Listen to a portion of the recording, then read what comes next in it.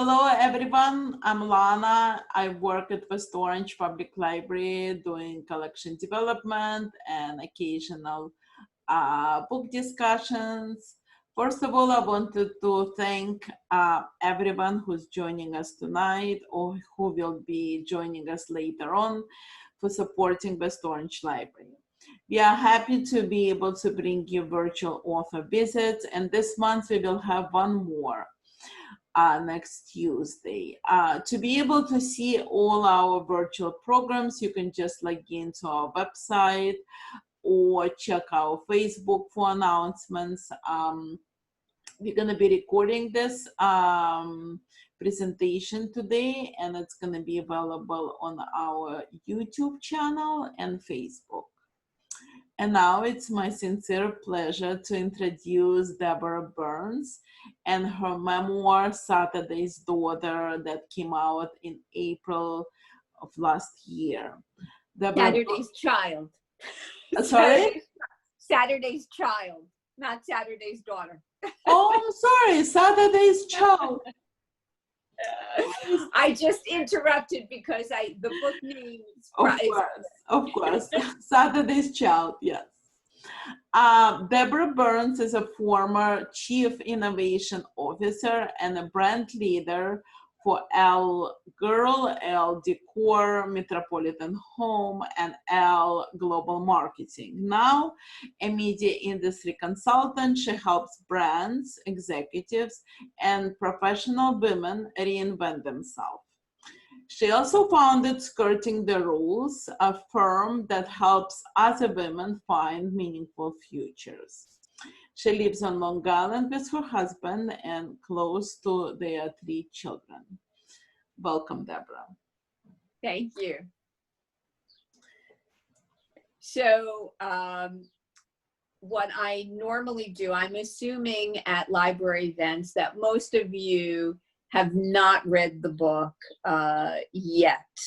Right. Sometimes when I do library events, there are a few that might have read the book before the event, but what I find is that most of them have not. So I'll just start by giving you a little bit of background on how the book came about.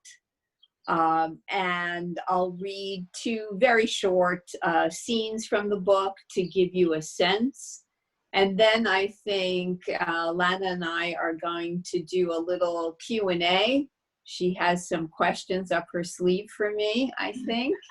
And then, you know, this is this intimate, small group. So after we do our questions and answers, I'm happy to take your questions. The mother-daughter topic is a rich one.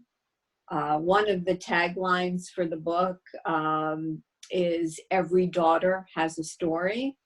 Some are more complicated than others. And the story with my mother was a very complex one, in that I was an only child who danced around the pedestal of a goddess my whole life. She was otherworldly beautiful in a way that mere mortals cannot attain, and I was one of the mere mortals. And she might have been a tad narcissistic. The world revolved around her, and I worshipped her. And even more than worshiping her, I idealized her. I was probably even a little obsessed by her. She was my focus and the center of my world. And the book is called Saturday's Child because I saw my mother mostly on Saturdays. She had a very busy life, and that's when I plugged into it. And I was born on a Saturday, and as you heard from a little bit of the bio that Lana found, I worked in the magazine world and have had a relative success within that. And that nursery rhyme, for those of you, we have some young people on the call, so they may not know it, but when we were growing up, the nursery rhyme, Monday's Child, was big. And in that, there's a day of the week and a phrase for each one. And the phrase for Saturday's Child is, Saturday's child works hard for a living. And I certainly have. And my perception was that I had to work hard for her love. And so it was a perfect fit. It was originally called Skirting the Rules, which you had mentioned, but the publisher didn't feel that that was the right kind of name for a memoir, and wanted something a little more poetic. And so I pulled a line from the book, and the minute I said Saturday's Child, they said, that's it, that's it, that's the one. So, before we officially started, I said that the book has a lot of meaning to readers, and that's one of the things that surprised me. This is a story that I felt compelled to write. I was in a London gallery looking at portraits of women from the 18th century, more than 20 years after my mother had died and left like this void. I still thought of her every day. And it was at a time when my life was changing professionally, and everything was in upheaval. And I went to London with my daughter, the middle of those 3 children. And I was just walking in this gallery, and I saw these portraits of these unconventional women, and I was all alone in this room. And like a scene from a movie, I got thunderstruck with this idea to learn about these women and write about my mother. And I'd never thought about it until that moment. And once that moment hit, it became like a new obsession. I learned all about Mary Wollstonecraft and 11 other women of that time, and how they, forget about glass ceilings. They were scaling concrete walls in those days. And I began to write a story, not a memoir. It ended up as a memoir, but it actually started as historical fiction. So I was telling the story of my mother and myself. I was fictionalizing it. And then to get it even further away from me, I put it in a whole other century. But I really had no idea what I was doing. And the whole journey took 7 years, from the book that we're talking about tonight, from the moment that idea hit. It took 7 years to fully manifest. But when I started, I had been a journalism major in college. I was marketing oriented in those jobs that I had, and marketing and business and sales. And so I was wired for the headline, and or the line like just do it with Nike, so that it took something to its essence and kind of compelled people to come along. But that's not how you tell a story. I had to unfold the story in a whole other way. So even though I had a talent for writing, I had the wrong kind of talent. And so I really had to learn how to bring the reader along with me. And that took a lot of immersion into the literary world. The whole thing took years. And along the way, as I said, the novel was called Skirting the Rules. I created a venture for women called Skirting the Rules to help women reinvent. And I was going to write another book with a business partner of mine around women in business. And that was, we got a literary agent for that. And I started writing that one as well as the novel. And the literary agent said to me when she heard the real story, she said, you know, you should try memoir. And that was about 5 years into this journey. And the second she said memoir, I realized, just like I did 5 years earlier in that gallery, I just realized that that's what it was. But I had to go through that whole journey to get to that point and then be able to tell the real story of the two of us. I wasn't ready to do that 5 years earlier. For the younger people on the call, this is all good news, because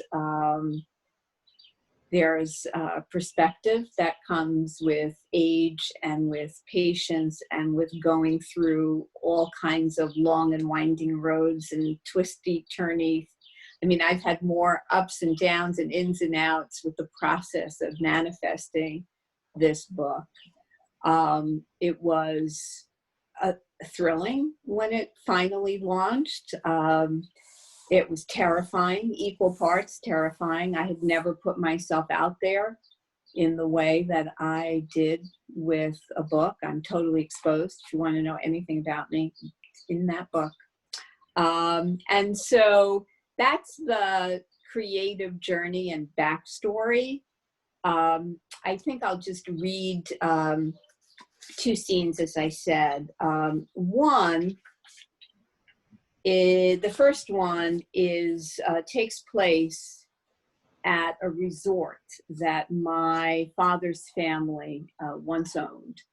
And my uncle was the lightweight champion of the world. And his name was Tony Canzaneri. And my maiden name was Canzaneri. And my father was his youngest brother. And the Canzaneris built a country club in upstate New York called the Canzaneri Country Club. And the book was reviewed as Dirty Dancing meets Goodfellas. So that'll tell you something about the book. I'm just going to move for 1 second to get a little more light, because the sun is setting here and I just want to be able to see what I'm reading. And oops, my mother walked into that world as a teenager and met my father, and the whole that changed the course of her life.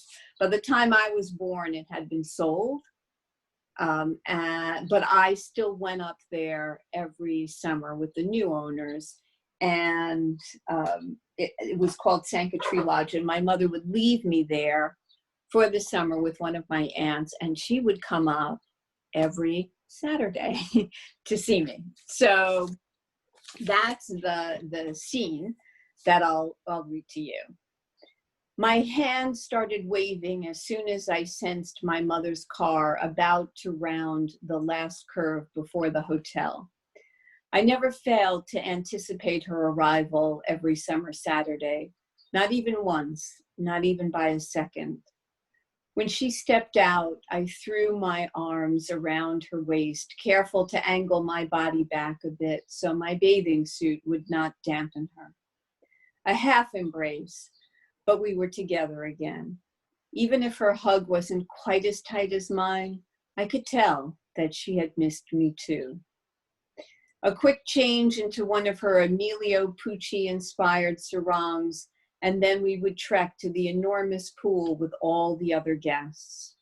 My towel was already on the hill's coarse grass from the morning, and she would join me on it for a few moments so I could cover her back with oil. Then I'd watch as she first glossed her face, then her chest and arms, and finally her legs slightly raised to reach her arched feet. Even now, the scent of Bain de Soleil transports me to another time and place. Back in the water, I kept one eye on my mother as I swam with all of the other children. Always holding a cigarette aloft, she'd laugh with the friends who orbited her, admirers who vied for proximity, seeking some sort of rub-off effect, or so it seemed to me.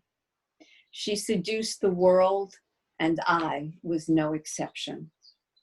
Once an hour, she'd pin up her tumbling red mane, tie a sheer kerchief around it, and come in for a dip. Everyone knew to stop splashing. She slowly submerged up to her shoulders and began to do her side stroke once around the circumference of the pool. That signature stroke was completely her, effortlessly gliding sideways through life without ever going too deep.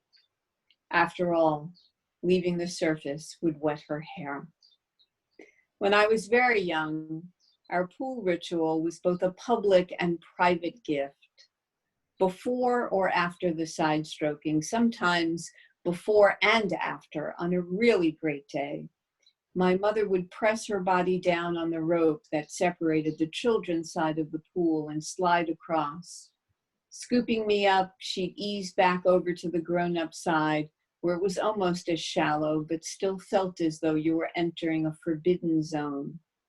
She would bend her slippery knees so the water just reached her neck, and I'd climb on to face her, weightless, my little hands, arms, and feet sliding on her shoulders and legs.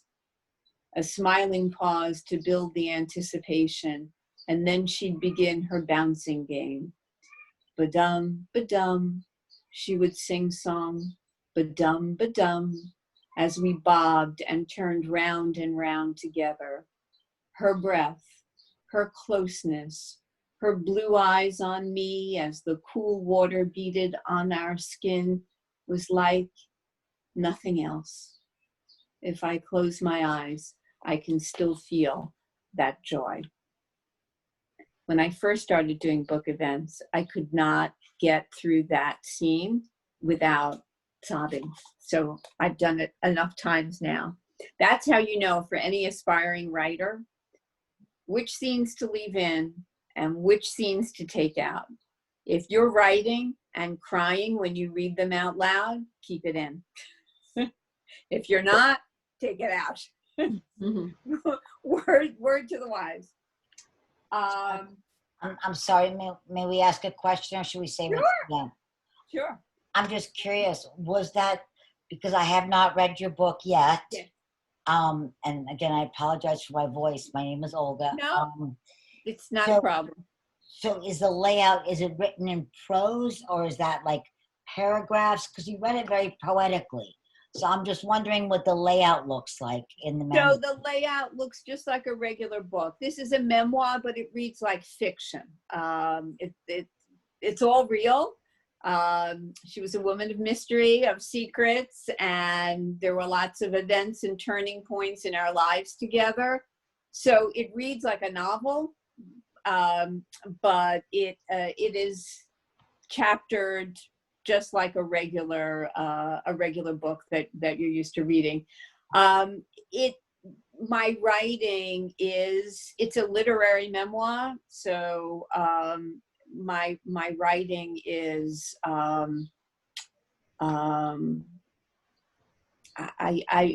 somebody reviewed it as with a journalist's eye and a poet's hand, although I'm not a poet. I think the writing is at a certain level that paints a picture. So thank you. I think that's a compliment for saying it sounded poetic. No, it's not only a compliment. It's also a compliment to Lana, because her book, her inviting these authors inspires me to read the book. Sorry, pardon, I can't speak. Thank you, Olga. I read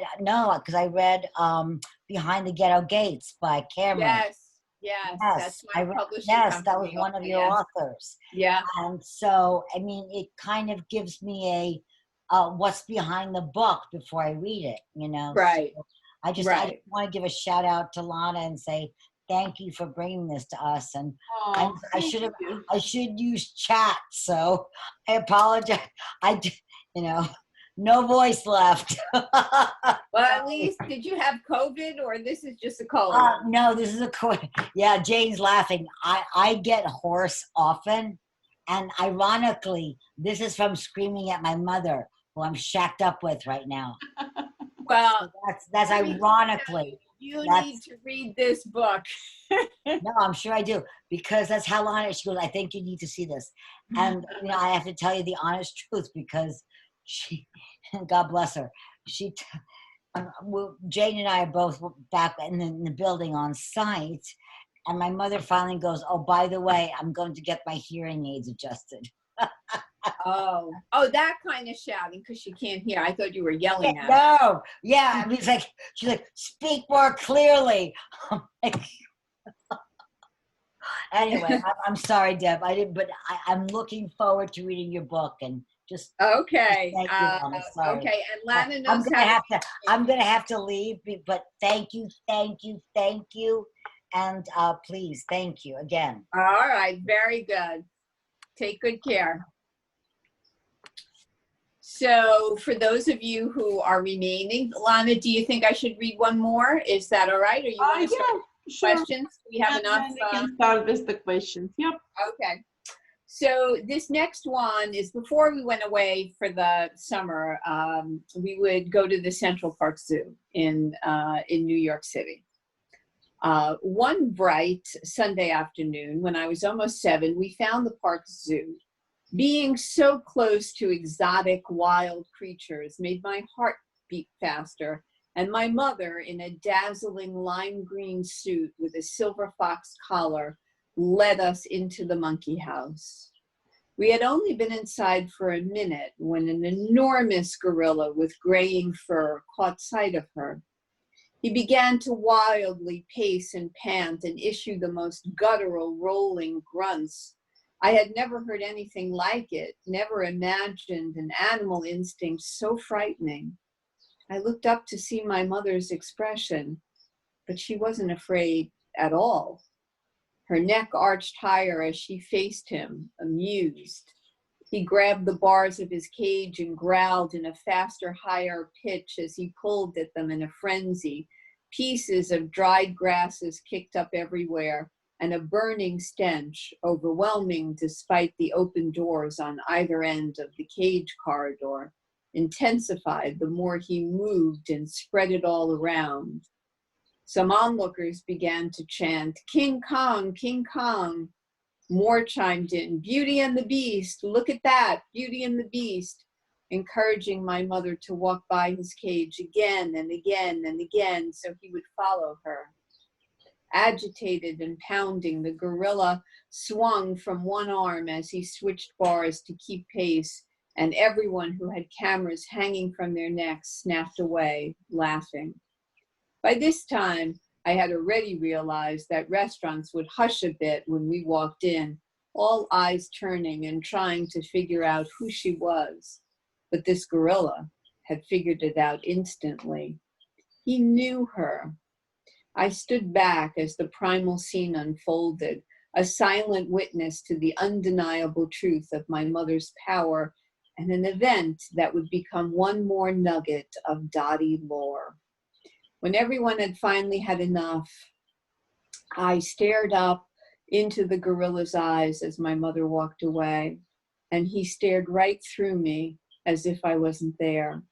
Aside from an exhausted glance as he turned away, there was no reaction. He didn't know who I was, apparently. You never intended it. You couldn't help it, I thought many years later. It all just happened because you were you. And on that note, Lana, ask away. Oh, well, that was amazing. So I actually have a lot of questions for you, but I think I can start with the questions about writing. What was it like writing this book? Because I understand it's a very, very personal story, and I was wondering whether it was challenging to talk about yourself, about your parents, about your mom in particular, trying to figure out the dynamics, the complexities of the relationship. So what was the most challenging part? What was the most rewarding part in writing this novel? Well, the most challenging part was twofold. The emotional torture of writing, which is, there's no other way to put it, especially memoir. It's emotionally torturous. And when it got to the point when the literary agent suggested memoir, I knew that I had to do it in this moment, that 5 years had gone by and now this was it. And I gave up everything else to write the book. I told my husband, I need a year. I can't do this anymore, in and out of a drawer. I had, after the magazine world, I had clients, and I gave up my clients, which meant income. And I said, I'm going to do this. So I went from the corporate world to my dining room table in my pajamas with my glasses on and a computer screen 7 days a week. And, you know, most of the time I was telling myself, what the hell are you doing? And why are you doing this? And every writer doubts themselves. So you look at what you wrote and you say, oh my God, who's going to read this? And it wasn't until months in where I got the groove of it all. And I said, oh, you know, I can do this. And then I had another turning point where more than halfway through, I realized, oh, you know, I started it as a love letter to my mother. But then I realized it was really about me. It was, I'm the writer. I know that might sound naive, but it really didn't hit me until I was very far into the book.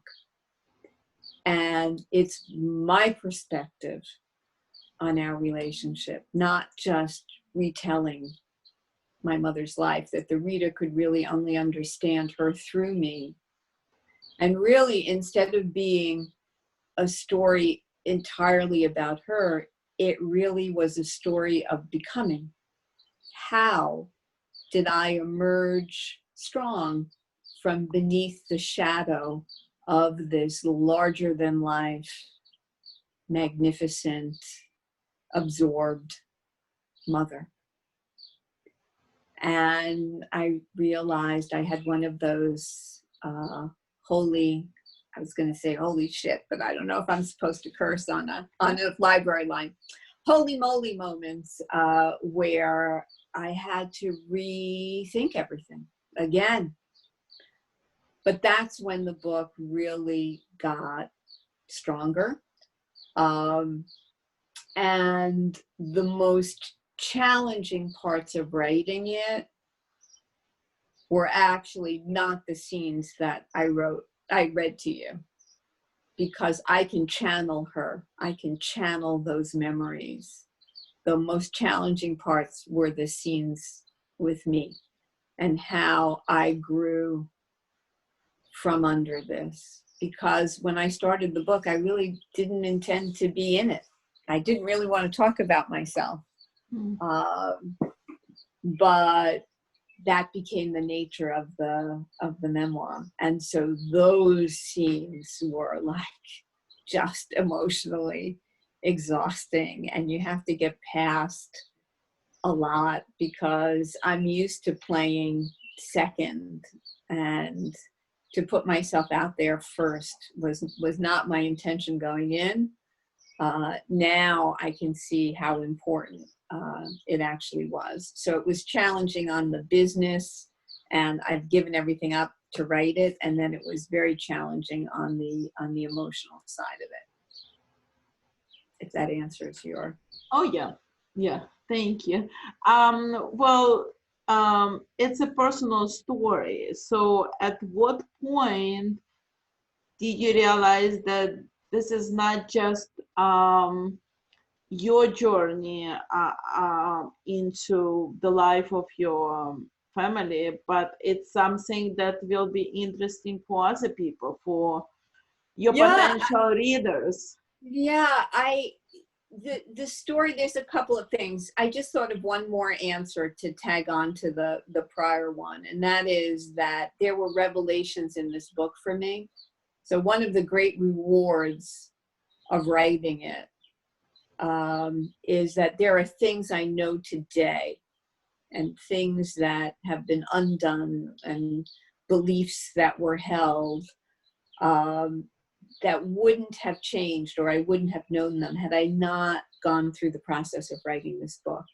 So from a personal growth point of view, there probably was a reason why I was so compelled to write this, because I learned about myself. I learned more about my mother. And none of that would probably have happened had I not written the book. So that's part of answer A. And now, this being a personal story, memoirs have a really big problem because they're telling a true story and there are other people involved.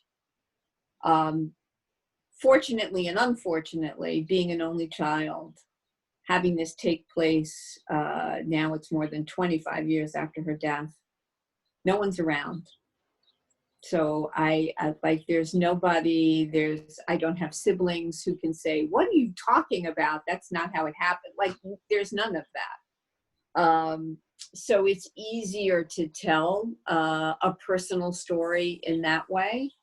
But telling a personal story is always challenging. You know, if a writer is writing fiction, people read it, and like, if something happens in the fictional story, readers always think, oh, I wonder if that really happened to the author, but you never really know.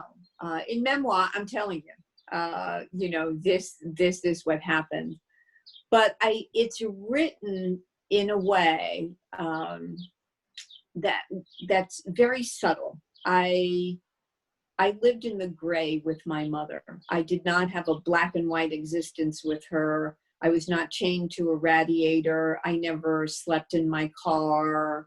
Some memoirs are very harrowing. And that was not my existence with my mother. I lived in a gray world with her where I really just wasn't quite sure of a lot of things. Is it me? Is it her? And I think one of the reasons why it resonates is because I've left room for the reader to insert themselves in this story. It has no judgment about my mother at all. There's no resentment in the story. And it's just there for the reader to interpret. And it just has room for people to put themselves in. So I think through one person's story, sometimes, if you touch on some universal chords, and there are many within a mother-daughter relationship, that it has resonance with the people who read it, even though it's my story. Great. So let's talk about your mom. Okay. The way I understand, she was kind of ahead of her generation, because back in those days, it was a norm for mom to sit at home, be a housewife, and, tend to the family, the kids. She wasn't one of those moms. So I was wondering, what would she do if she was born at a different time? Like, if she was still alive today, what do you think she would be doing? Well, she was ahead of her time. I was born into the mid 1950s, where June Cleaver was the model mother with apron strings and, the father knows best kind of scenarios. And my mother was anything but. She looked like Rita Hayworth when she woke up in the morning, and just got better from there as the day went on. She had her own life. She carved it out. She was beholden to no one. And she owned it. It was not like she hated domesticity. She crafted a life for herself where she got my father's two unmarried, 50-ish, they were in their 50s, a pair of fairy godmother aunts for me. She got them to move into our house, and they took care of everything for the three of us. And they divided up all the responsibilities: shopping, cooking, cleaning, taking care of me, homework. And she never washed a glass. She never made a meal. It's a setup that women today would probably applaud. I want it. But in those days, it was outlandish, and she didn't hide from it. She owned it. It was not like she pretended that she made dinner, but these women were working behind the scenes. She was like, I don't cook. I don't cook. I don't clean. I don't do any of that. So she worked. She didn't like working. She had to work. There were a lot of financial challenges, which for those of you who read the book, it's definitely part of the story and the story of my mother and father together. And she hated her job. She was an office manager, so she was an extraordinary woman who was leading a very ordinary life, and that's one of the themes in the book. And then she went out like four to five nights a week with friends, and so that's hence the Saturday time. That was really our time. And you know, today she was as smart as she was beautiful. She didn't go to college in those days, and you know, had she grown up in my generation, there would be no. I see her kind of like an anchor person, you know, if she was born in another generation, like one of those nightly anchors that everybody's secretly in love with as they watch her on air. I was wondering if you felt at certain point that you kind of might be even confused in your views on motherhood, because it looks like you were taken care of by three different women. Three And very different women.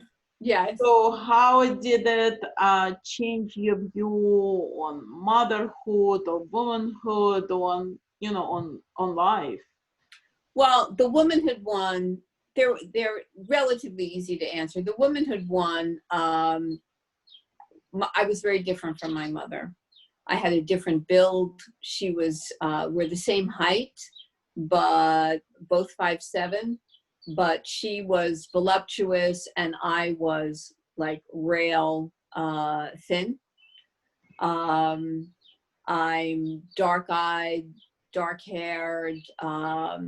I was always very cute and adorable, but I also knew I was not that. I was very different. So I have little pieces of her in me, but I look more like my father. And, you know, she was a very sexy kind of person. And so there was always this, I can never live up to that, and I'm not that. And so if that's the ideal, well, where's the space for me? Like, what am I going to be like? So that's the womanhood piece of it. The motherhood piece was easier because I think this happens in any generation. You become the mother that you needed. If you are evolved enough and you don't regress into self-destructive tendencies, you become what you wanted. So if you injected any of my three children with truth serum and asked them the question, does your mother love you? They would all laugh. They might have other issues, but they don't have that one, because that was my priority. No matter what I did in my career, priority one was making them feel absolutely, totally loved and cherished. That was my mission. And so the three women, my two aunts and my mother, kind of created this amalgamation in me where I can go into a conference room and sit down at a table and command a seat there and contribute, but I can also go home and cook. I really don't like to clean, but I've done all of that, and just be with the kids. So I'm all of them, actually. Do you want to talk a little bit about your relationship with your dad? Well, my dad was phenomenal. I'm actually thinking about what am I going to post. For those of you who are on Instagram, I'm Deborah_L_Burns. And whenever you're writing a story, with each chapter, you have to remind yourself and ask yourself, what is the story that I'm telling? And at the heart, it's a mother-daughter story. So my father has a role in it. I could never, as I said earlier, tell her story without his, because they're so intertwined. My father was very gregarious. I had a wonderful relationship with my father.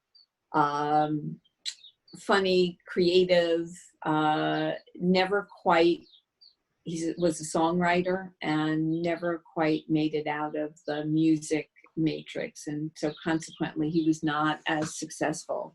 And as I mentioned with The Fighter, he came from this very successful family and he had this vision for himself of something big.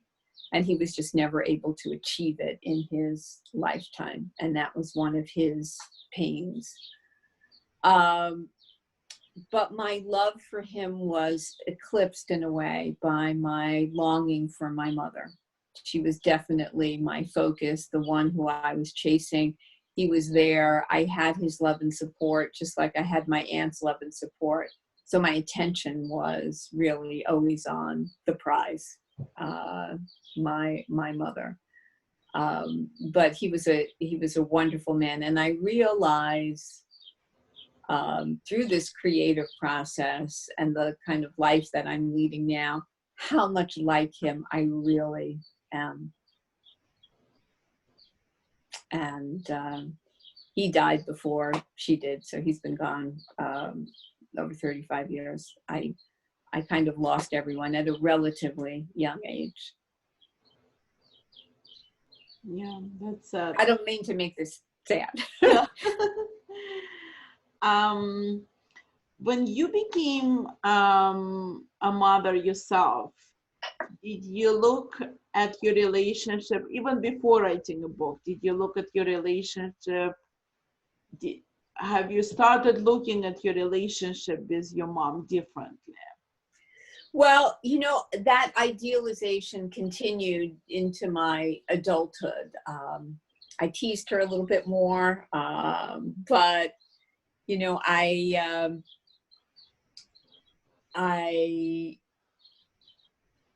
never really saw the relationship fully for what it was in those days. But when I had my first child, about 10 days after he was born, I was so elated. Because when you're an only child, it's like, you can't imagine, like, what are these other people? What would they look like? And I had a boy, he was healthy, I was so in love. And about 10 days after he was born, I was looking at him as he was sleeping and I burst into tears and I said, oh my God, I should never have had a child, because now if anything ever happens to him, I've signed my own death sentence. That's it. It's over. And then it hit me. I don't think my mother ever felt that way about me. Mm. And there was a moment, maybe longer than a moment, maybe it was a few weeks, maybe it was a few months at that time, where there were all of these like troubling thoughts that were poking their way up from somewhere, things that I had suppressed years before. I'm very good at distracting myself from myself, if that makes any sense. And it took me probably a few months to put everything back in its place and just push everything down so that I can always like continue to move forward. But yes, there was this moment after the hormonal release of having a child where I was like, now that I'm a mother and I know what I feel, I don't think you felt that. So it kind of reared its head, but then I put it back to bed, put it back to sleep. Who was your first reader? Did you give it to your daughter to read the book? Was she My part of daughter, the yeah, whole? she was the only one in my family. She's been kind of integral in the whole thing. It was her idea to go to London, where I got hit with the idea. We're like completely intertwined. And I had read her scenes along the way, and then before the final manuscript was due, about a month before, I let her read the whole thing, and she had some incredible insights. And actually, at a certain point near the end, she felt that I could go deeper with something as it pertained to her and me, and my own shadow, which I didn't really know I had. And it was a fascinating time, and I actually wrote in a new scene at the 11th hour near the end for that. So there were, it was very, it deepened our relationship even more. We had conversations as a result of the book that we probably would never have had I not written it. And she said something that I'll always remember when the book came out. She said, whatever happens next, even if nothing happens, this is a gift. The book, everything, it's a gift. So it ended up working out well, but it had many terrifying moments throughout.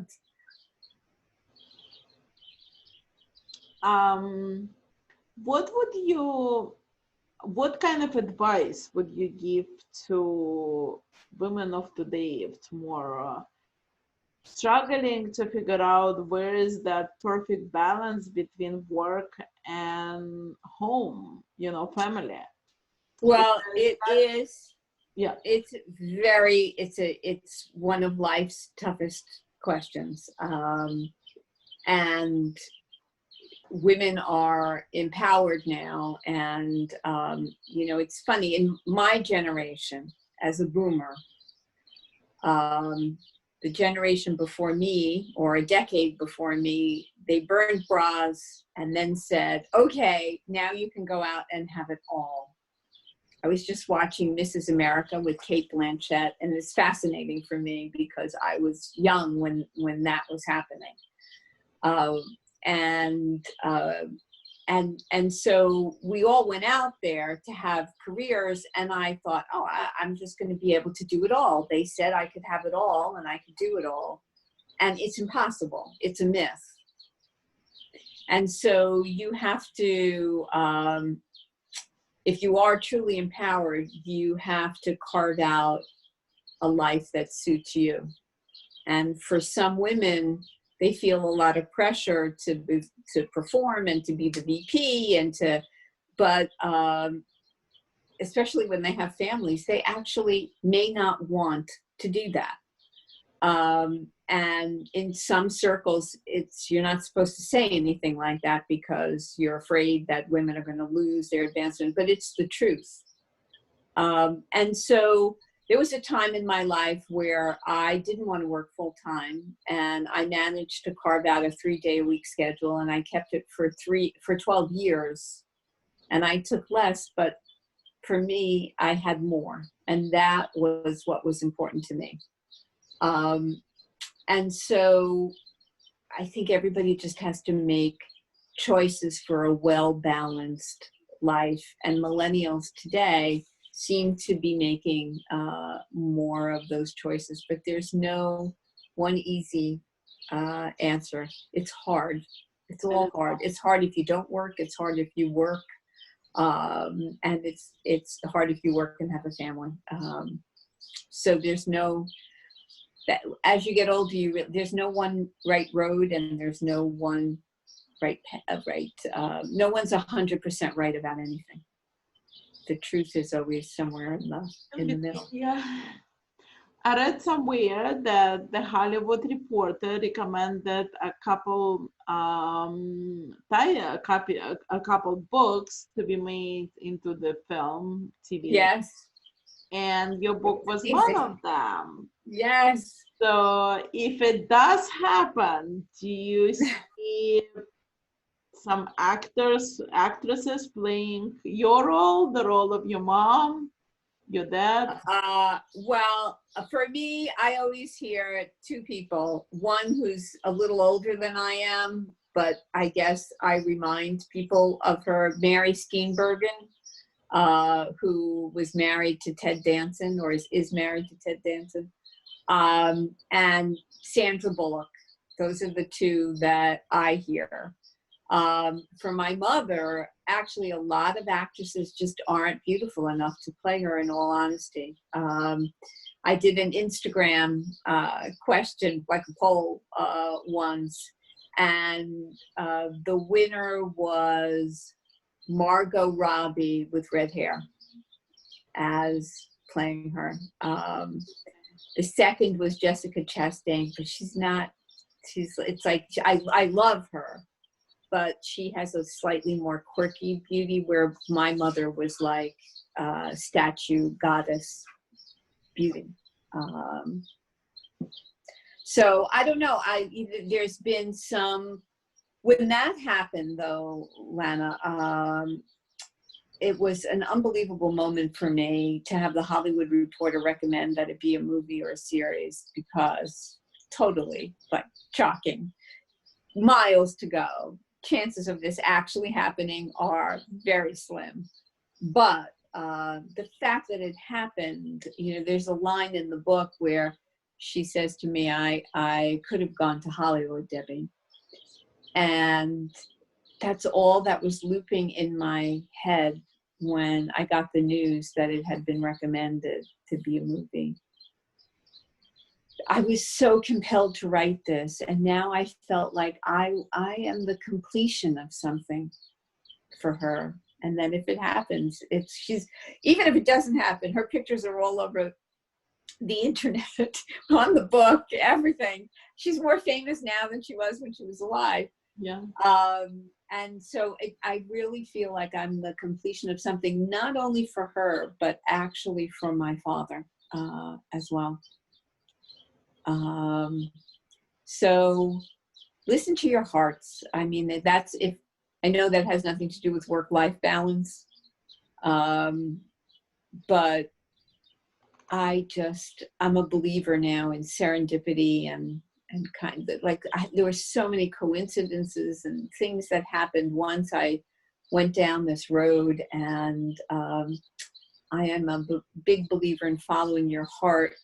And while you do it, just embrace failure, because you're going to trip up 1,000 times.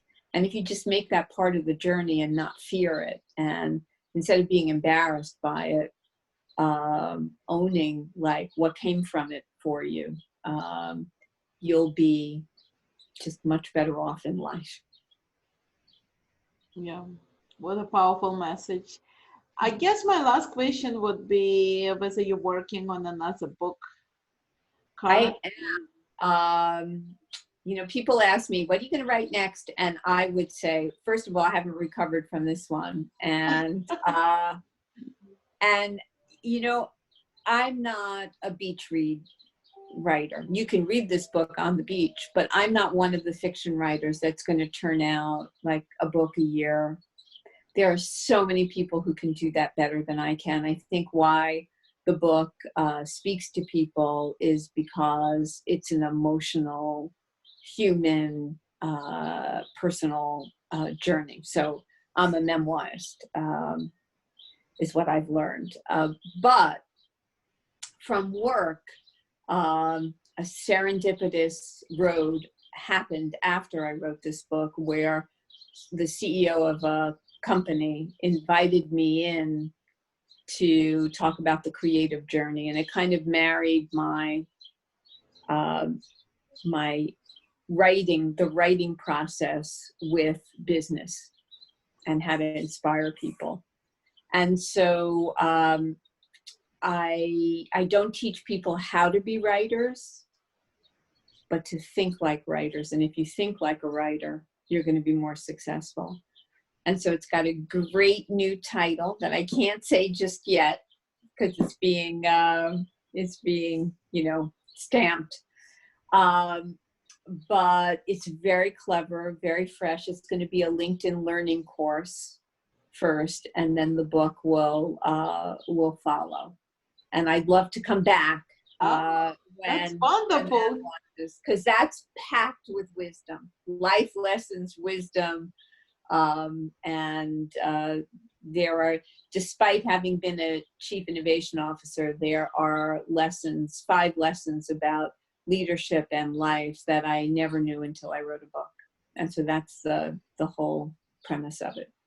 And it's kind of taking off. So we'll see. This was much easier for me to write. I did most of it during the pandemic. I had started it before. I used the time well, and it just kind of came out. It's not emotional. It's it's business, not business writing. It's engaging, but it's just a different headset. Yeah. Well, definitely keep us posted. We would love to have you back, visit Okay. virtually or in, hopefully in physical space.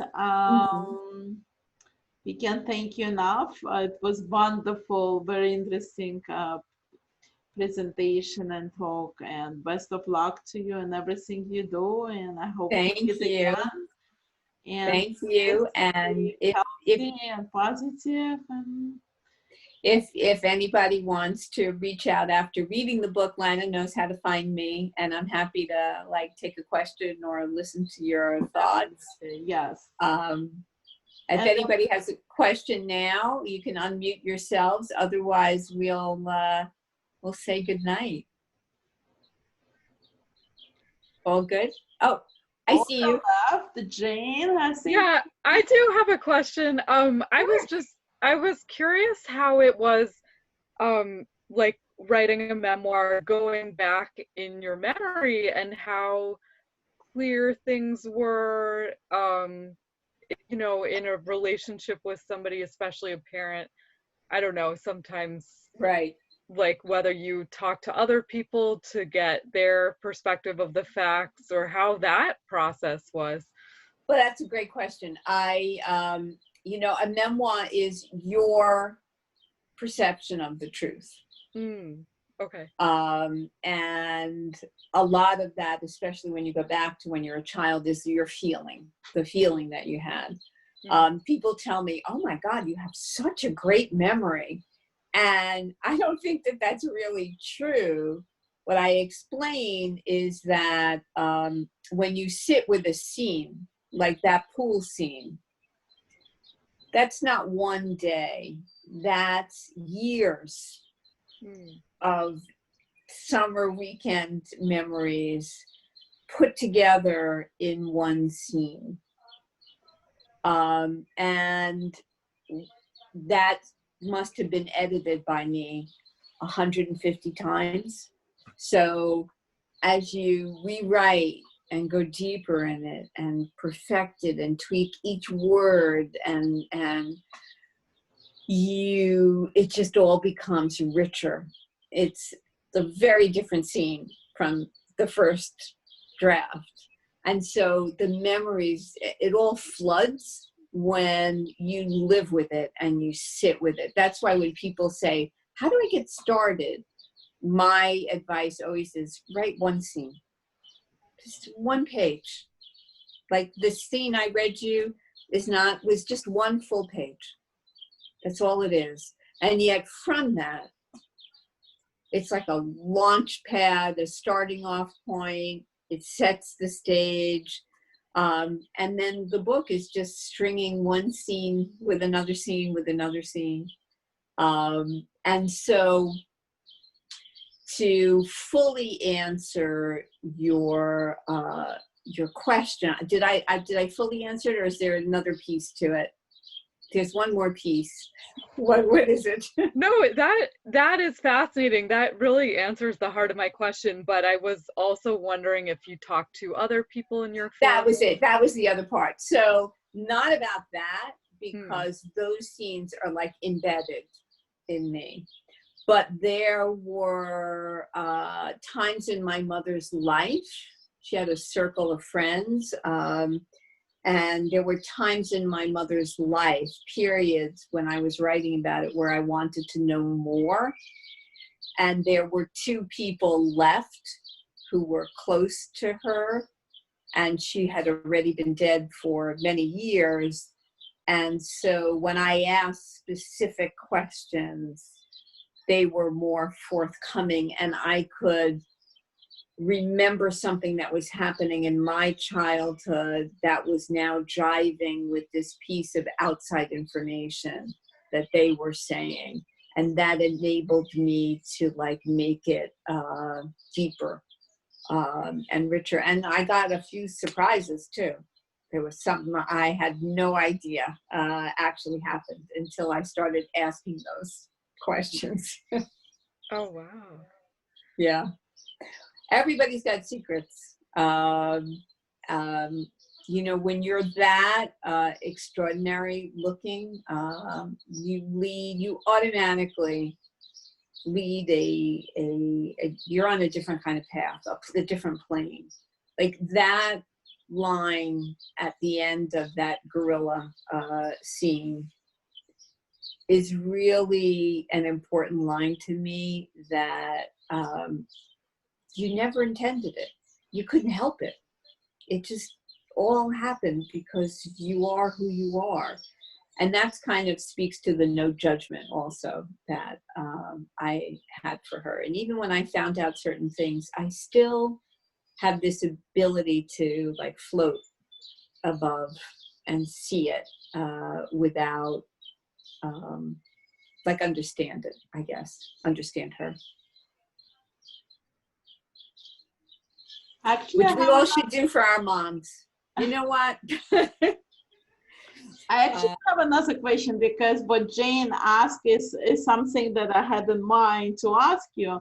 But now when you were talking and explaining all of this, I was wondering, like, when you're trying to structure the memoir, are you looking for the scenes that you will be able to reproduce somehow in your memory, or you know that there are certain scenes that are very important to them, you know, to convey the journey and everything, and you know it's going to be hard for you to remember to reproduce together, to, you know, information, but you still believe that they you know, important, and you're trying to recreate them? Yeah, you know, everything's not in the book. When you're writing a story, I could have chosen from 10,000 scenes, but there's 20 chapters or so, you know, and so each one goes deeper into an aspect or into something. So I realized there was a big incident that happened in my childhood, which probably would have been very important to the book, but for some reason, I didn't include it here. I thought about it more afterwards. And then there were scenes that were in that I ultimately cut because everything that's in the book has to pay off in some way on this, the art of becoming and how that happened and who she was. And and what shaped her. That was another very important part to me. I wanted to look at the forces that shaped the woman who shaped me. So we go back to me, and then we go back again. So it's just, they're all very conscious choices. And a lot of it just morphs in the editing process as you go through everything. It just never ends. It's just, if I don't really read it anymore, but if I open this up and really read this again, I know I've edited it. I could do more. But you have to let go. It's time. You get to a point where you have to let go of it. It's actually something that I keep hearing from the authors, that Yes, it's never enough editing, and it's the world that I guess author live in. it is. To get Well, feedback from the readers and hoping that whatever they wanted to say meant something for the readers. right. So go New Jersey. Make this #1 in New Jersey. We'll right. try. Okay. And it just won an IPPY Gold, which I gather is a pretty big deal. So it's the international or the independent publisher professional something. It's an IPPY. It's the book version of the Emmy. And I have a real gold medal and everything, and gold stickers for the book. So it's finding its way in the world. So thank you for your help in that regard. I hope you all enjoy it. Very happy. Thank you. Congratulations. Thank you. Thank This you. was fascinating. Yeah, thank you. Great news. Thank you. Appreciate your time as well. Thank you so much, Deborah, and best of luck to you and whatever. To all of you, be safe and well. Yes, you too. You too. Thank you. Okay, bye-bye. Bye. Thank you. Bye. Bye. Hey, Mary.